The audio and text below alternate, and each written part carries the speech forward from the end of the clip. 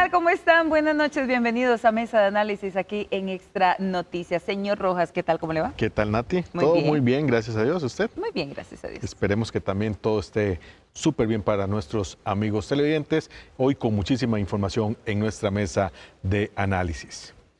Precisamente comenzamos con sucesos porque oficiales de la Dirección de Inteligencia y Análisis Criminal de la Fuerza Pública decomisaron 40 paquetes de aparente cocaína ocultos en un vehículo durante un operativo en La Cangreja, Cantón del Guarco, Cartago, durante esta tarde. La intervención fue posible gracias a información de inteligencia que permitió establecer un control vial en la zona. Al detener un vehículo blanco, los oficiales notaron irregularidades en el piso del automóvil, por lo que se procedió a coordinar con la Policía de Control de Drogas, la PCD, para hacer la inspección correspondiente. Al revisar el automotor, los agentes descubrieron que la droga se encontraba oculta en un doble forro del piso. En el vehículo viajaban dos hermanos de apellido Espinosa, quienes fueron detenidos como sospechosos del delito de trasiego de estupefacientes. Ambos sujetos tienen antecedentes judiciales por aparente agresión con arma y uno de ellos también registra una causa por conducción temeraria. Además, se les decomisó 57,000 colones y $90 en efectivo. Los detenidos fueron puestos a la orden del Ministerio Público por el supuesto delito de transporte de drogas. 40 paquetes con cocaína fueron detenidos a la altura de Cartago en un retén policial con apoyo del DIAC, la Dirección de Inteligencia Policial de nuestro ministerio, juntamente con Fuerza Pública. Son 2 personas detenidas con amplio expediente policial, nuevamente los mismos haciendo lo mismo. Y nuevamente personas que debiendo estar en la cárcel están en la calle. Hemos dado este golpe a estas 2 personas y esperamos que la evidencia recopilada sirva para la aplicación contundente de la justicia como demandamos todos los costarricenses. Y un hombre fue detenido por el OIJ como sospechoso de venta de drogas en San José de Aguasarcas, esto en el cantón de San Carlos. El allanamiento se llevó a cabo a la 1 de la tarde en el sector conocido como Los Lotes, donde las autoridades capturaron a un sujeto de apellido García, costarricense de 39 años, investigado por la presunta distribución de marihuana, piedra, cocaína y diversos consumidores. Según las investigaciones, García al parecer también aceptaba artículos robados como forma de pago, entregados por personas con problemas de adicción. Un aspecto que llamó la atención de los agentes fue que el sospechoso solo hacía ventas después del mediodía, lo que podría obedecer a una estrategia para reducir sospechas sobre su supuesta actividad ilícita. Durante el allanamiento se confirmó que el hombre tenía bajo su cuidado a 2 menores de edad, los cuales le habían sido entregados por el PANI hace 2 meses, debido a que su madre se encuentra sumida en una situación de adicción. El detenido fue puesto a la orden del Ministerio Público, donde enfrentará una indagatoria por los hechos señalados. Y también durante esta madrugada, agentes del OIJ de Batán en Limón ejecutaron 2 allanamientos simultáneos en los sectores de Cuba Creek y el centro de Batán, que dejaron como resultado la detención de 3 personas y el decomiso de evidencia relacionada con la aparente venta de drogas. En el primer operativo efectuado en Cuba Creek se detuvo a una mujer de apellido Díaz, de 22 años, y a un adolescente de 17 años. Mientras tanto, en el segundo allanamiento, en la zona central de Batán, fue arrestada una mujer de apellido Viales, de 41 años de edad. Durante los operativos también se incautaron armas de fuego, municiones, dinero en efectivo y varios teléfonos celulares que servirán como posible evidencia en el proceso judicial. Los 3 sospechosos quedaron a disposición del Ministerio Público, donde se determinarán las eventuales medidas cautelares correspondientes mientras avanzan las pesquisas.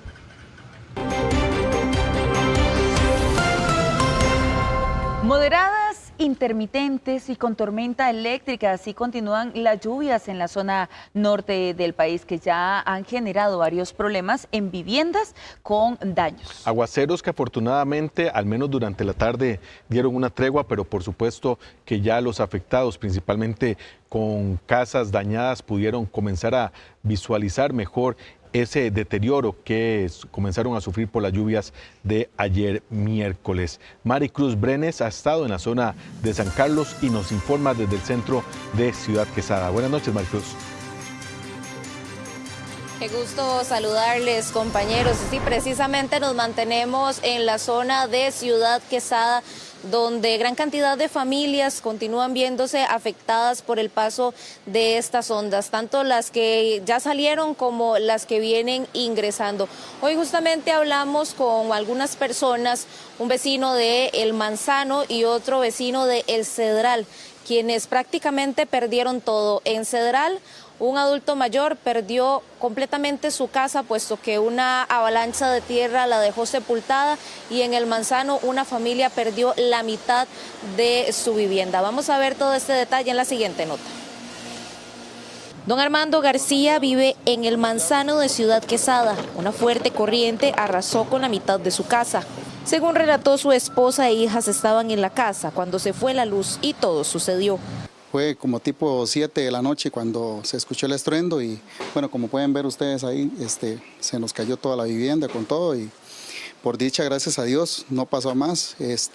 Mis hijos estaban acá afuera, cuando escucharon todo salieron corriendo, pero gracias a Dios aquí estamos y en la lucha a ver qué Dios nos presta más adelante. Mientras que en Cedral, muy cerca de Barrio La Piñata, un terraplén sepultó la casa de don Alejandro Obando.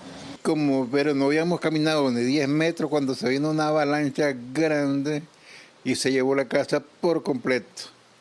Cuando yo volví a ver para atrás, no miré ni seña que dónde había existido la casa. Todo era un solo terraplén.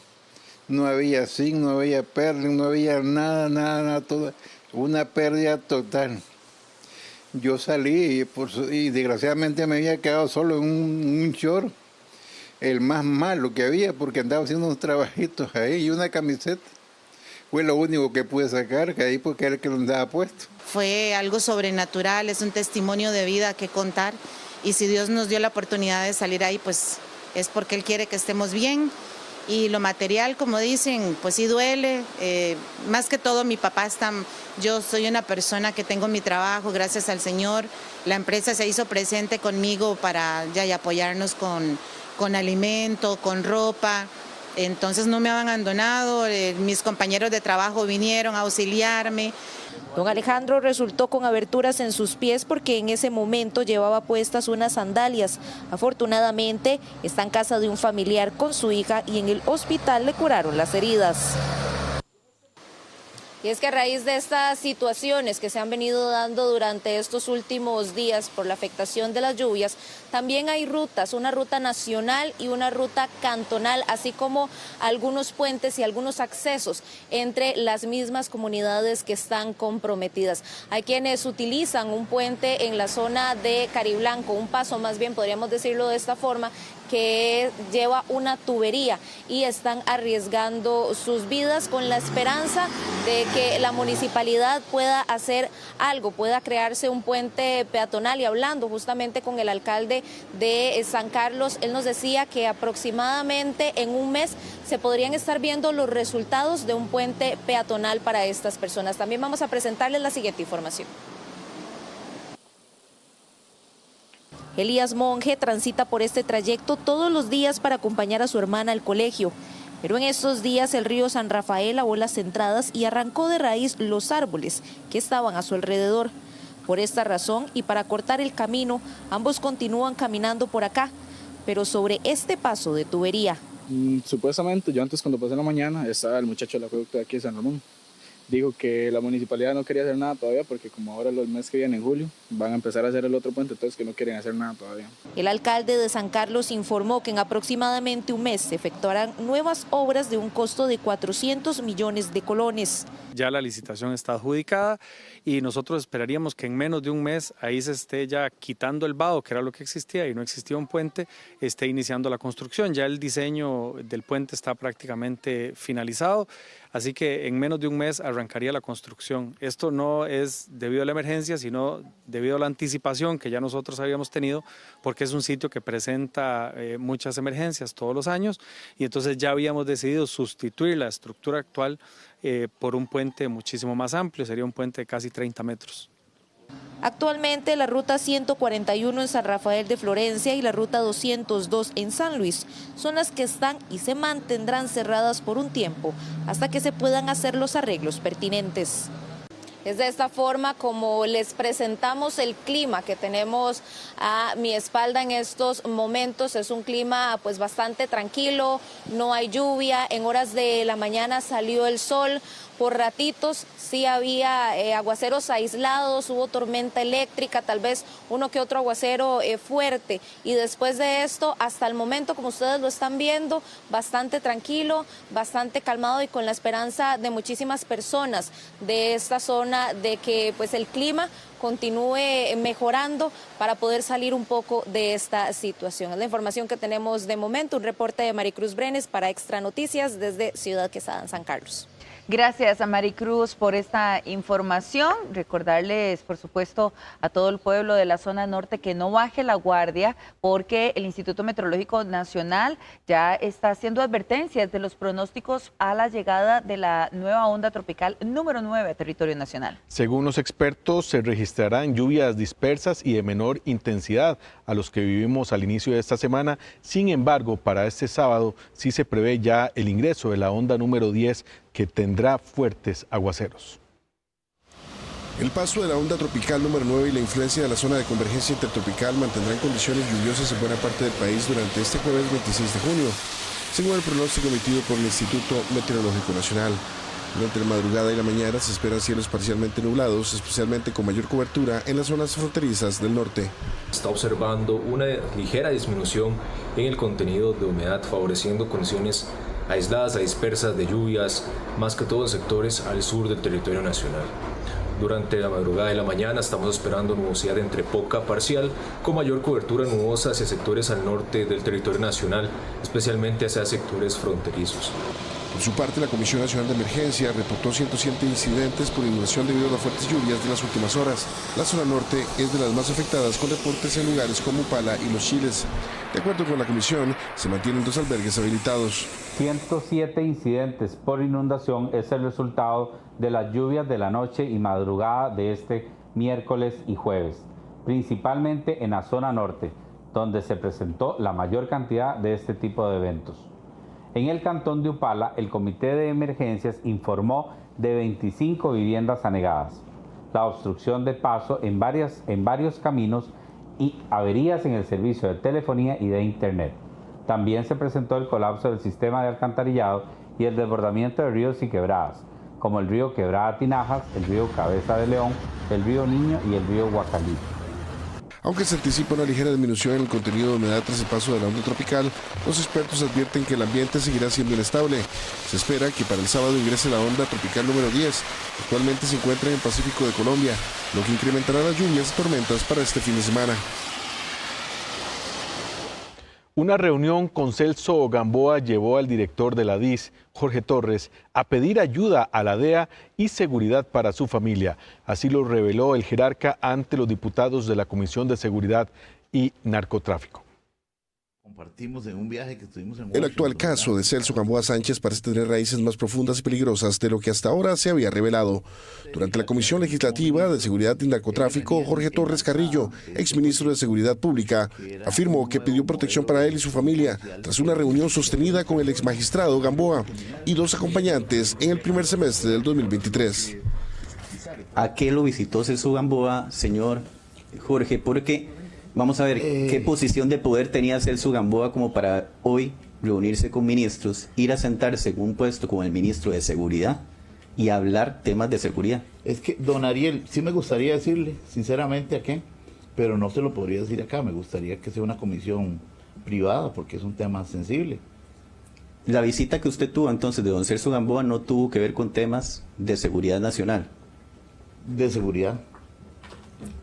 ¿Tiene alguna relación con lo que hoy está pasando en el país en el caso de extradición de don Celso? Sí, yo fui, puedo decirlo públicamente, que fui yo con la DEA que abrí el caso de don Celso.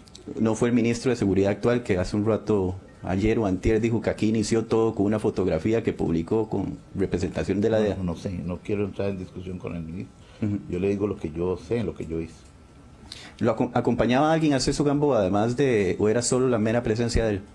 No, sí, me lo acompañaba alguien.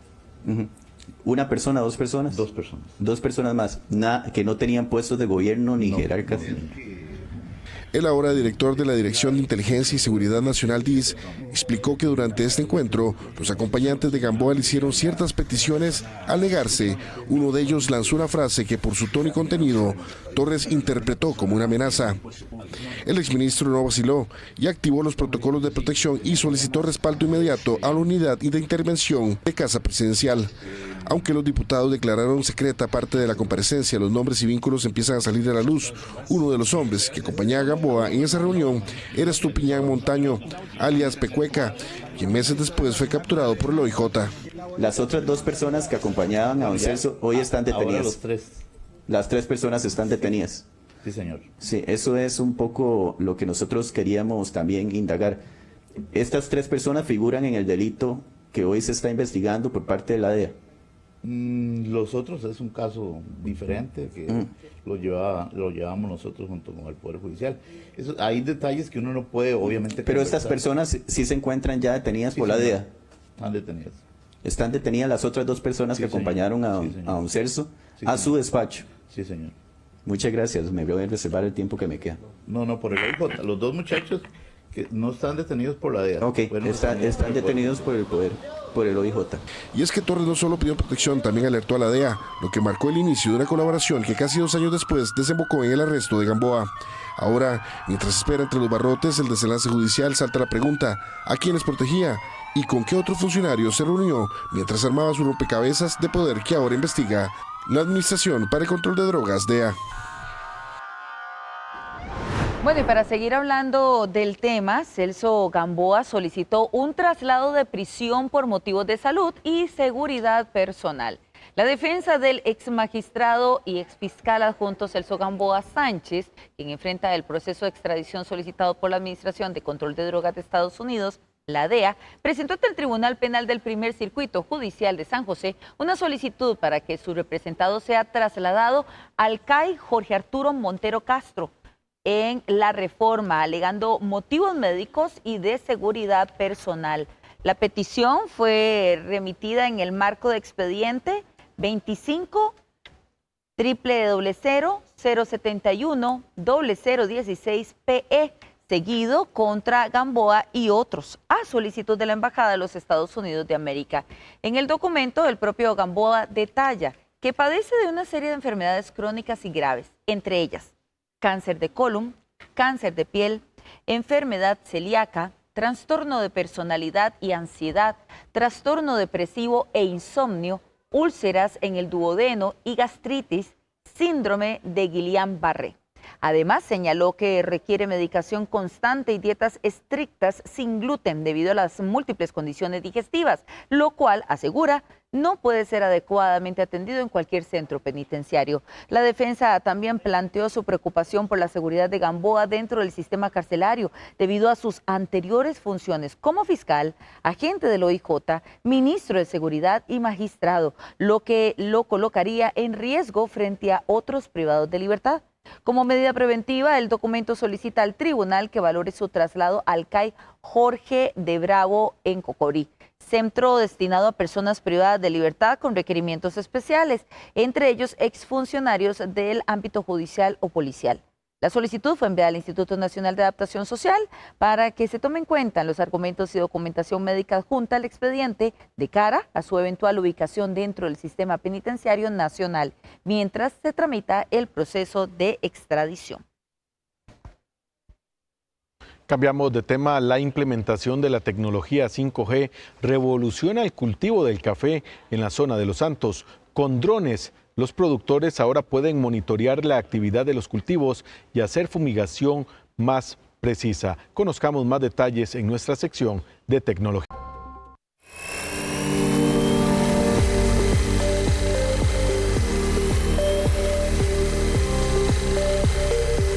Un dron que ve las plantas, interpreta sus necesidades y aplica únicamente el fertilizante necesario ya no es parte de la ciencia ficción.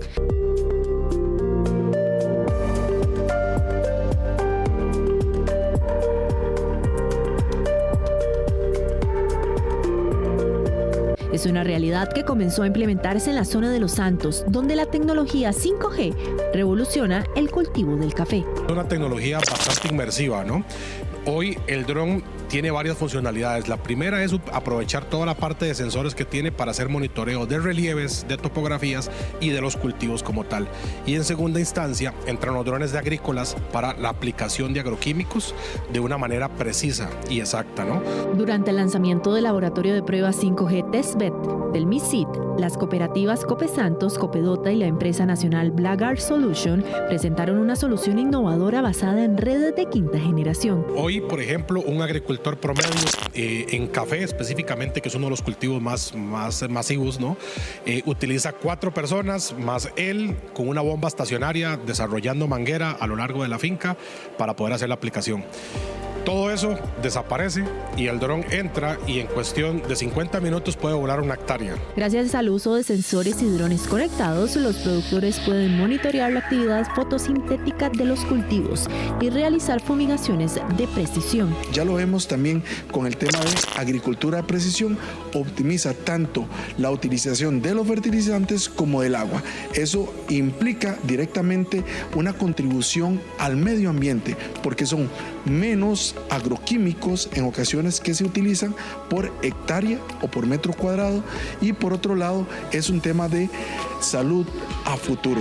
La iniciativa es parte de una estrategia tecnológica impulsada por Copesantos tras adquirir espectro radioeléctrico para desplegar 5G en 10 cantones rurales del sur de San José y Cartago. La red beneficiará a la agricultura inteligente, así como redes eléctricas, hídricas y sistemas de videoseguridad en sitios remotos.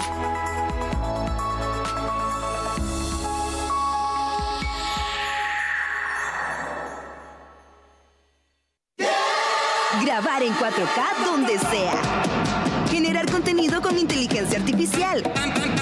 Y llamarme a mí misma jefa. Con Colby, podés más. Colby presentó.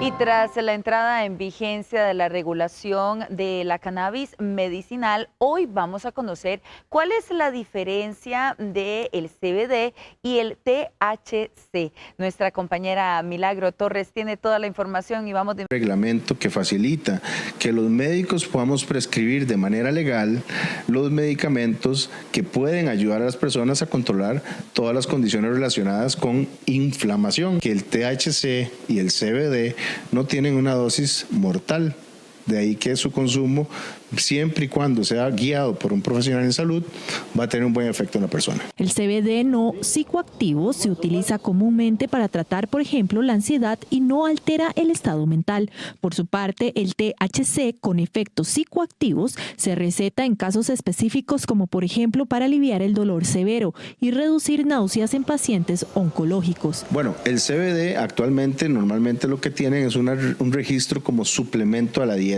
De ahí que es fácil de conseguir en macrobióticas, supermercados, hasta en farmacias, dependiendo del producto que vayan a conseguir. El THC, debido a que es una sustancia que puede tener efectos psicoactivos, que es la única sustancia de la planta de cannabis que tiene efectos psicoactivos, definitivamente debe ser fiscalizada mediante una receta especial para que los usuarios puedan accederla de una manera correcta, sin que haya un mal uso del medicamento. El reto para el país está en lograr un equilibrio entre el acceso seguro y el control sanitario. Tiene que estar de tal forma que yo sepa exactamente la cantidad, cuál es el componente que trae, si trae algún otro cannabinoide, no solo CBD o THC, sino alguno de los otros que también existen, poder garantizar la seguridad, la pureza, ¿verdad? Y que el paciente sepa en cada dosis cuánto se está administrando. Las autoridades de salud insisten que la clave para que estos productos se utilicen de forma responsable está en informar y educar a la población. Y ahora vamos a conocer algunas generalidades. Efectivamente, el THC se extrae de la planta de la marihuana. Este psicoactivo es el único activo en esta mata, pero el CBD se extrae del cáñamo. El cáñamo tiene más porcentaje de CBD y es ahí de donde se extrae.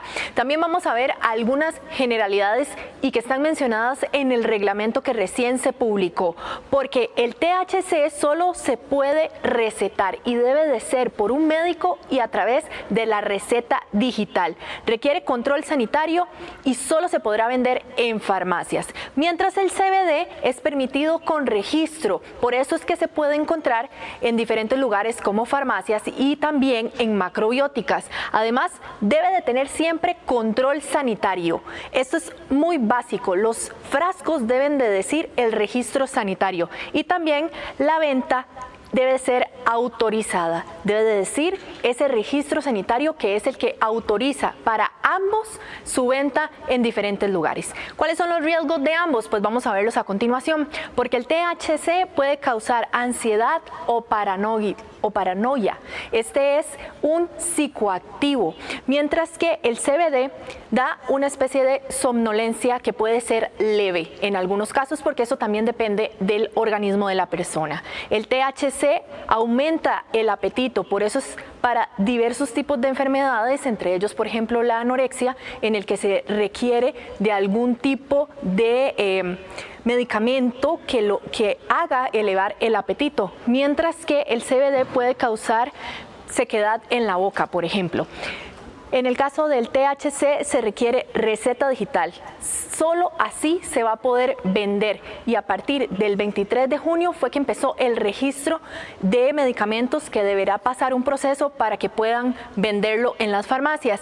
Y el CBD solo se puede vender bajo supervisión médica. Es muy importante que usted no compre medicamentos que no tengan registros sanitarios en la calle, de esos que venden y le hacen pasar por medicamentos o por productos que contienen estos activos, porque pueden ser muy peligrosos para su salud. Esperamos que esta información sea de mucho provecho y entonces usted no se deje engañar por esas ventas clandestinas. Recuerde que siempre debe haber supervisión médica. Este fue un reporte de Milagro Torres. Volvemos con más. Muchísimas gracias, Milagro, por todo el detalle de esta información. El país está cada vez más cerca de la modernización de gestión tributaria con el nuevo sistema TribuCR. Las plataformas que se utilizan en la actualidad serán desactivadas a partir del 18 de julio. Se anunció de manera oficial que el 4 de agosto se pondrá en marcha el sistema TribuCR. Pretende modernizar la gestión para beneficio de los contribuyentes. A establecer el inicio de la transformación del sistema tributario costarricense. ¿Qué esperamos nosotros que tengan las personas que pagan impuestos? Mayor facilidad, mayor claridad sobre su nivel de compromisos con la tributación. TribuCR tiene diversos módulos, tales como oficina virtual. Se compone de 27 módulos en total. Estos 27 módulos van a ser liberados progresivamente de aquí hasta el año 2027. Un dato clave es que a las 23 horas con 45 minutos del 18 de julio se desactivarán los sistemas actuales. Uno de los principales cambios que incorporará es la implementación de un vector fiscal que le indicará a cada contribuyente desde el momento en que se inscribe ante la administración tributaria cuáles son sus obligaciones tributarias. Hemos desarrollado una serie de charlas, una serie de actividades, una serie de oportunidades para conversar con los futuros usuarios de esta nueva plataforma. Existe una alianza estratégica entre Hacienda y los colegios de contadores para capacitar a al menos 158,000 contribuyentes. Durante varios meses en conjunto hemos tenido diálogo y hemos hecho proyección para poder acompañar no solamente a las personas que van a presentar todas estas declaraciones, sino que van a accesar a esta plataforma. Facilitarle a los contribuyentes, como han dicho, una plataforma más accesible y también el control tributario debido que nuestro Estado necesita para poder mantener el país que todos deseamos. Cabe destacar que no se trasladarán los créditos con inconsistencias y que el primer día de septiembre se habilitará el nuevo facturador gratuito Tico Factura. Gracias por continuar con nosotros. 9:35 de la noche ya, Kenneth. Así es, momento de entrar en la información política del día. Como lo decíamos antes de ir a la pausa, el Tribunal Supremo de Elecciones adecuó su interpretación del artículo 142 del Código Electoral. Para ampliarnos sobre esta información y también todos los cambios que esto implica, primero le damos la bienvenida aquí a nuestro compañero Rolando Rivera, quien estuvo detrás de este tema y preparó una información. ¿Qué tal, Rolando? Buenas noches, Nati, buenas noches. Hola. Sí, esta modificación en el artículo 142 del Código Electoral del Tribunal Supremo de Elecciones se da a raíz de dos pronunciamientos de la Corte Interamericana de Derechos Humanos que, bueno, pues lo que dicen es que por garantizar una equidad en cuanto a lo que corresponde ya a tema de campaña electoral, el gobierno no puede hacer uso de plataformas digitales, medie pago o no, para exaltar sus logros. Sin embargo, esto generó algunas dudas dentro de, incluso también el presidente de la República, que el día de ayer decía que expresamente lo querían callar, que querían ponerle una mordaza. Y bueno, pues quisimos hoy conocer también cuáles son los alcances que tienen esas modificaciones, que lo dice también el Tribunal Supremo de Elecciones. No fue algo que se hizo de manera arbitraria, sino que es a raíz también de lo que contempla la Corte Interamericana de Derechos Humanos. Pero para entender un poco más, vamos a ver la siguiente información. Una modificación del artículo 142 del Código Electoral hecha por el Tribunal Supremo de Elecciones molestó al presidente Rodrigo Chávez. Pese a esto, el tribunal argumentó que la modificación se da por dos pronunciamientos de la Corte Interamericana de Derechos Humanos. Solo estaban prohibidos aquellos posteos en los cuales mediaba pago. Por ejemplo, comprar publicidad a la plataforma para amplificar el alcance del mensaje, pero que si el posteo era sin pago, no tenía ningún tipo de prohibición. Sin embargo, la Corte Interamericana de Derechos Humanos, en dos casos fallados por ese órgano hemisférico a finales del 2024, estableció que las redes sociales se pueden convertir en ventanas de exposición para el grupo oficialista o para la plataforma que apoya el gobierno en funciones. ¿Qué busca la Corte con esta medida y por qué no puede utilizar las plataformas digitales para exponer sus logros? Ante eso, el Tribunal Supremo de Elecciones ajusta su criterio jurisprudencial manteniendo la restricción que siempre ha estado. Sin embargo, se aclara que la prohibición rige para pauta publicitaria, sea esta pagada o no. Ese es el único cambio que se ha dado y además esto responde al obligado control de convencionalidad al que está sujeto el país. Ante este panorama existen excepciones en las que el gobierno puede exaltar sus logros. Las conferencias de prensa no se encuentran prohibidas, tampoco la invitación de los jerarcas a entrevistas periodísticas donde se les pregunte sobre logros de gobierno. Incluso la apertura de nueva obra pública, el Estado no se detiene y si a ese tipo de eventos hay participación de prensa y la prensa hace cobertura y lo divulga, tampoco está prohibido. Los ciudadanos también pueden acudir a las diversas instituciones a hacer peticiones de información, las cuales deben ser atendidas bajo el principio constitucional de acceso a la información. De desobedecer esta medida, los funcionarios se exponen a la destitución del cargo y a la inhabilitación de cargos públicos por un periodo no menor a 2 años.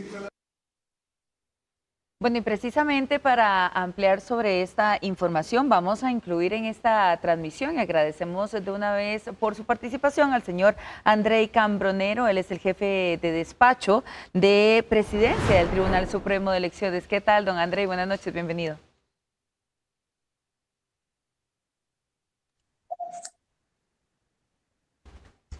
Vamos a ver si don Andrei me escucha. Sí, la escucho. Buenas noches, bienvenido. Vamos a iniciar con las preguntas. ¿Cuál es la prohibición específica que tiene el gobierno en este momento? La prohibición está, como hace 30 años, en no poder divulgar obra pública realizada, logros de gobierno o extractar imágenes de las jerarquías institucionales a partir del día siguiente a la convocatoria a elecciones. Este año la convocatoria será el 1 de octubre próximo, de forma tal que esa restricción abarcará a partir del día 2 de ese mes. Quiere decir entonces, don Andrei, que es algo que todavía no se aplica, sino según la fecha que usted nos ha indicado, pero para también entender un poco más qué establece la Corte Interamericana de Derechos Humanos en esta materia que llevó al ente electoral a cambiar o a adecuar la interpretación del artículo. Sí, eso es un ajuste que se hace porque pese a que la norma está en nuestro marco jurídico desde hace 30 años, en el año 2009 se había interpretado que sus alcances también llegaban hasta las plataformas y redes sociales. Sin embargo, en ese momento se estableció que no alcanzaba la prohibición a aquellos posteos en los cuales no medía pago, o sea, en los cuales la respectiva institución no contrata con la plataforma publicidad para que tenga un alcance mayor. A finales del año 2024, la Corte Interamericana de Derechos Humanos, en 2 casos puntuales, el caso Gadea Mantilla versus Nicaragua y el caso Capriles versus Venezuela, establece que las redes sociales pueden convertirse en una ventana de exposición a la opción oficialista en aquellos países donde hay reelección inmediata o al grupo que apoya las personas que se encuentran en la gestión gubernamental, de forma tal que debe existir un control sobre el uso de esas plataformas para no generar una excesiva visibilización que lleve a un desbalance en la contienda electoral, porque esto a su vez afecta el principio de equidad en la contienda, que es uno de los valores de los procesos electorales en democracia. Eso hace que el Tribunal Supremo de Elecciones revise su jurisprudencia a la luz del nuevo estándar fijado por la Corte Interamericana de Derechos Humanos y haga el cambio que he mencionado, y es que ya no solo está prohibido cuando media pago, sino también cualquier tipo de publicidad. Don Andrei, bueno, pues entonces, tomando en cuenta esto, ¿qué otros medios puede utilizar el gobierno entonces a partir de que ya se haga el llamado oficial a las elecciones? Como lo vamos a ver en la siguiente pregunta, ¿qué medios puede utilizar el gobierno para dar a conocer esos logros, esos alcances que ha tenido?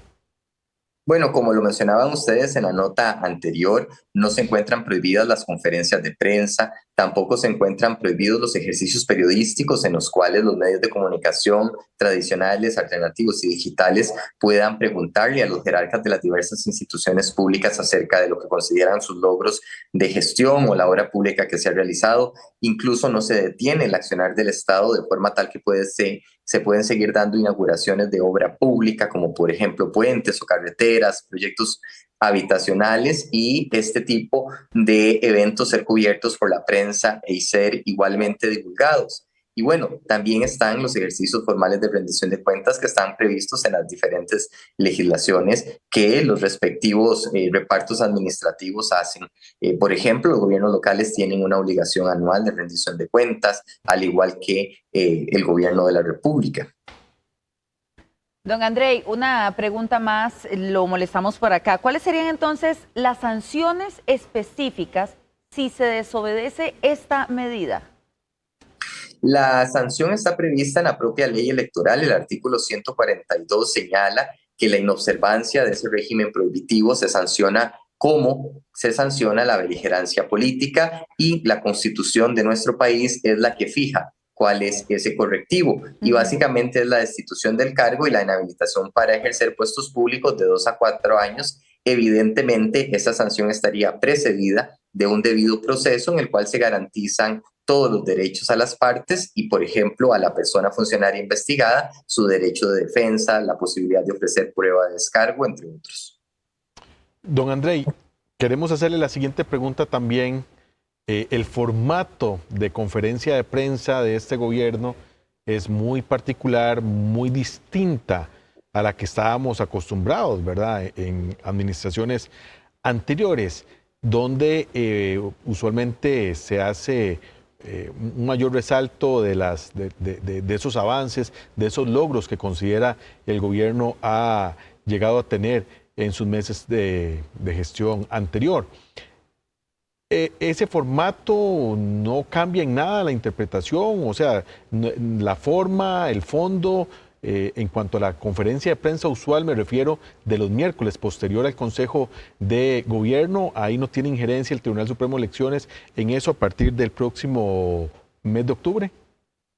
Bueno, justamente lo que prohíbe la norma del 142 son aquellas publicidades de las instituciones sobre el órgano de gobierno. Entonces, de principio, una conferencia de prensa no es una pieza publicitaria.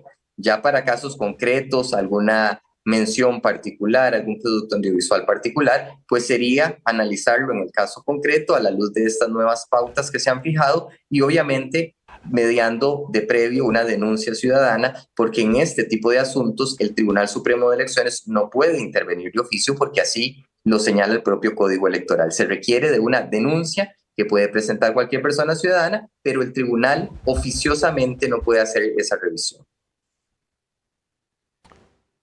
¿Alguna duda, compañeros? No, en relación clarísimo, de verdad. Con este tema. Don Andrei es muy claro y es muy conciso. Que no se nos vaya, porque le tenemos otra pregunta, don Andrei. Perdón, Nati. Bueno, pero yo le iba a... Es que se me perdió por ahí, pero don Andrei, yo sé que usted todavía nos escucha. Ahí está. Ahora sí, adelante con la pregunta, Kenneth. No, es en relación más bien a una información que surgió hoy precisamente del Tribunal Supremo de Elecciones, Rolando. Sí, que estábamos ahí hablando precisamente con don Andrei y bueno, se daba a conocer que el Tribunal Supremo de Elecciones acogió el recurso de amparo electoral que interpuso el abogado Claudio Alpizar contra el presidente de la República, Rodrigo Chávez. Kenneth, bueno, pues y también don Andrei, nos gustaría saber en qué consiste y cuál es el alcance que tiene el acoger este recurso de amparo electoral.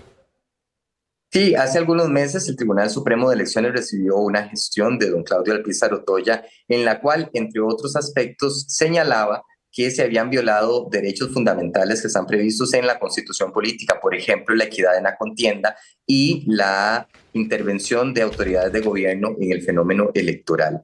Por el principio de informalidad que rige en los recursos de amparo, que está así conceptualizado en la Ley de la Jurisdicción Constitucional que aplica también a materia electoral, cuando una persona invoca una violación a derechos fundamentales, se debe tramitar la gestión como recurso de amparo para evaluar si las conductas que están siendo denunciadas violaron o no derechos fundamentales. Efectivamente, el tribunal considera que los discursos dados por el señor presidente de la República y que refiere el señor Alpizar Otoya, por su intensidad, por su alcance y por su contenido, buscaban inducir a la ciudadanía hacia una determinada opción política que, en palabras sencillas, fuese afín a la línea de gobierno y a las políticas públicas que se han venido desarrollando en el último tiempo.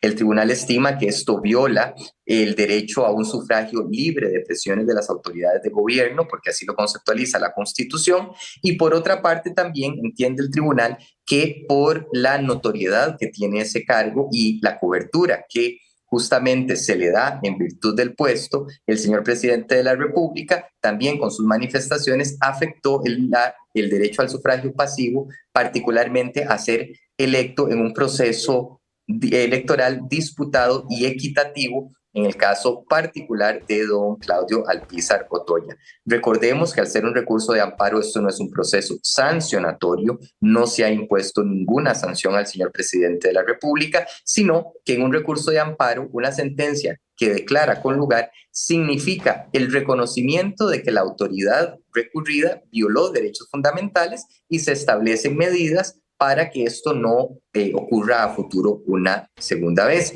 El tribunal lo que ha establecido como esas medidas para evitar que se den hechos similares a los que dieron lugar al amparo, señaló que el señor presidente debe abstenerse de realizar conductas similares, o sea, manifestaciones que de alguna manera traten de inducir a la ciudadanía a optar por una opción política particular. En el régimen costarricense, a quienes les corresponde este tipo de actividades de hacer ver cuáles son las bondades de una plataforma política u otra, son a los propios partidos políticos que tienen total libertad para decir cuando nosotros estuvimos en gobierno, hicimos esto, y los grupos adversarios, total libertad para decir cuando el otro grupo estuvo en gobierno, faltó hacer X o Y. O sea, la contrastación de ideas se da entre los actores políticos por excelencia, que son las agrupaciones, y a partir del artículo 95 de la Constitución es una garantía de pureza y libertad del sufragio, la imparcialidad de las autoridades de gobierno. Muy bien, don Andrei. Previo, porque sí me queda una pregunta sobre el tema inicial, pero Rolando Rivera, la única reacción que tenemos, Rolando, a este momento de parte del gobierno posterior a esta segunda información de la que estamos hablando ha sido de parte de la diputada jefa de fracción del oficialismo, Rolando. Sí, correcto. Vamos a escuchar lo que dijo doña Pilar Cisneros con respecto a esta forma en cómo el Tribunal Supremo de Elecciones acoge este recurso de amparo electoral. Ahora sí voy a ser muy franca, ¿sabe qué? Ridículo, absurdo y en contra de la ley. Yo no sé qué le pasa al Tribunal Supremo de Elecciones, que diga que Rodrigo Chávez está aprovechando de su investidura como presidente, óigame, para favorecer un programa político específico. ¿Usted me puede decir con qué se come eso? ¿Qué significa eso? Programa político específico. No lo detalla, qué es, de qué se trata. Yo no conozco ningún programa político específico de don Rodrigo, salvo el programa que lo llevó a la presidencia y que está trabajando ahora para cumplirlo.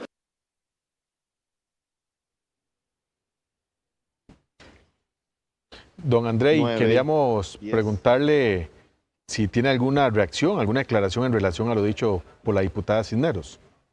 Bueno, no, el Tribunal Supremo de Elecciones es respetuoso de las manifestaciones que hagan las personas en relación con las sentencias que emite, en este caso, el tribunal, como un tribunal de justicia de la República, y pues nosotros no tenemos observaciones acerca de los comentarios que se hagan, porque justamente parte de los mecanismos institucionales es que las magistradas y magistrados electorales se pronuncian sobre un caso en expediente y mediante sentencia.